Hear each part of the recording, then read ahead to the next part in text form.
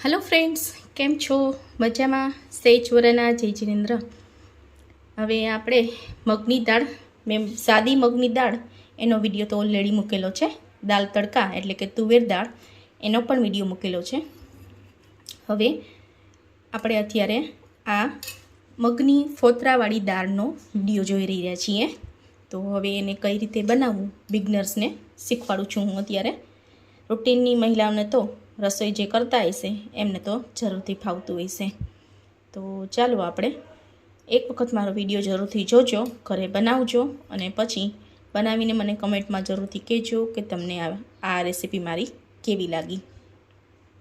તો એના માટે શું જોઈશે એ તમને જરૂરથી જણાવી દઉં। મેં 4 લોકો માટે બનાવવા માટે આટલી દાળ લીધેલી છે। એના માટે તમે 3 થી 4 મુઠ્ઠીનું માપ લેવાનું છે। એક મુઠ્ઠી એક વ્યક્તિ અને એક નાનું છોકરું પણ એમાં એડ થઈ જાય એટલું ખાઈ શકશે, એટલી બનશે। તો અત્યારે મેં 4 જણ માટે 4 મુઠ્ઠી મગની ફોતરાવાળી દાળ લીધેલી છે। બે પાણીએ ધોઈને એને 3 થી 4 પ્રેશર કુકરમાં સીટી વગાડી લેવાની છે। બહુ ગળી ના જાય એનું ધ્યાન રાખવું, થોડી થોડી આ રીતે રહેવી જોઈએ।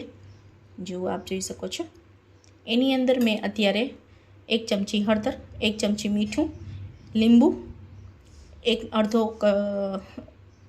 અડધું લીંબુ લેવાનું છે, અડધો કટકો લીંબુનો લેવાનો છે અને એક નાનું ટમેટું આની અંદર એડ કરી રાખેલું છે।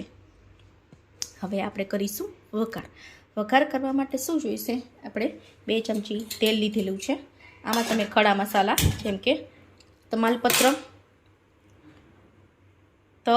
તમાલપત્ર અને રાઈ અને જીરું એનાથી પણ તમે વઘાર કરી શકો છો। ઓનિયન ગાર્લિક જો ખાતા હોય તો અત્યારે વઘારમાં ઓનિયન અને ગાર્લિક બેવું નાખી દેવા, જે નોન જૈન બનશે। અત્યારે હું જૈન બનાવી રહી છું એટલે અત્યારે ઓનિયન ગાર્લિકનો ઉપયોગ નથી કરતી। આની અંદર હું રાઈ તતડવા મૂકીશ મીડિયમ હીટ ઉપર।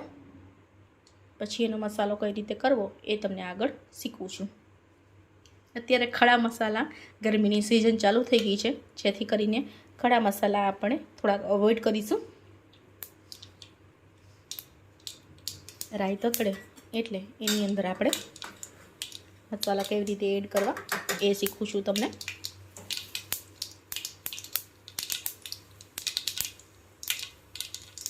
ગેસની ફ્લેમ હંમેશા મીડિયમ જ રાખવી, જેથી કરીને બિગનર્સને જણાવી દઉં કે પાણીવાળી વસ્તુ એની અંદર નાખવાથી ઉડીને આપણે ઉપર તરત ના આવી જાય। આની અંદર પાણી એડ કરીને જ રાખવાનું છે। પાણીનું પ્રપોર્શન અંદાજે જ રાખવાનું છે, એનું કોઈ માપ લેવાનું જરૂર નથી। હવે રાઈ તતડે એટલે એની અંદર હું જરા જીરાનો વઘાર કરીશ। જીરું નાખીને તરત જ જીરું બળી ના જાય એટલે ગેસની ફ્લેમ બંધ કરી દઉં છું। ફટાફટ એની અંદર લાલ મરચું એડ કરીને આવી રીતે વઘાર પાડી દઈશ।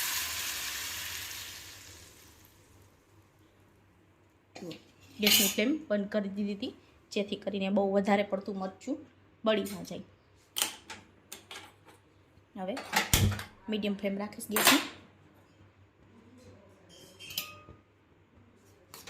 આવી રીતે જીરું બળી ના જાય એનું પણ ખાસ ધ્યાન રાખવું અને લાલ મરચું પણ બળી ન જાય એનું પણ ખાસ ધ્યાન રાખવું, જેથી કરીને એનો ટેસ્ટ બરાબર પ્રોપર નહીં આવે। જરા ઉકળે એટલે એની અંદર હું ગરમ મસાલો માઈનો રમથો એડ કરું છું।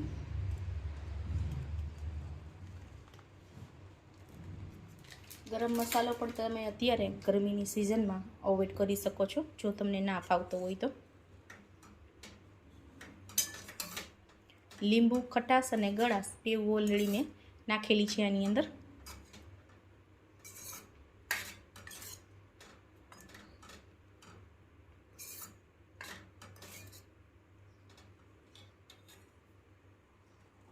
આને 5 થી 10 મિનિટ ઉકળવા દઈશ વ્યવસ્થિત, જેથી કરીને અને પાણીનું પ્રપોર્શન બહુ ના રાખવું, લિક્વિડ પ્રપોર્શન જુઓ આ રીતે।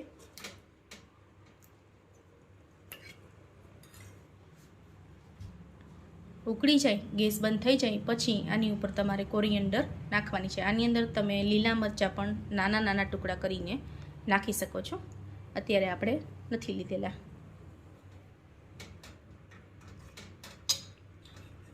તો આ છે આપણી મગની ફોતરાવાળી દાળ, જે તમે ભાખરી, રોટલી, પરોઠું કોઈ પણની જોડે ખાઈ શકો છો. હજુ પણ આમાં તમારે કંઈ જાણવું હોય તો જરૂરથી મને કમેન્ટ બોક્સમાં કમેન્ટ કરીને જણાવજો. 10 મિનિટ આને ઉકાળીને ગેસ બંધ કરીને પછી એની અંદર કોરિએન્ડર ભભરાવી દેવાની છે. એટલે આ તમારી મગની દાળ જમવા માટે રેડી છે. લાઇક, શેર અને સબસ્ક્રાઈબ કરવાનું ભૂલતા નહીં. Thank you for watching.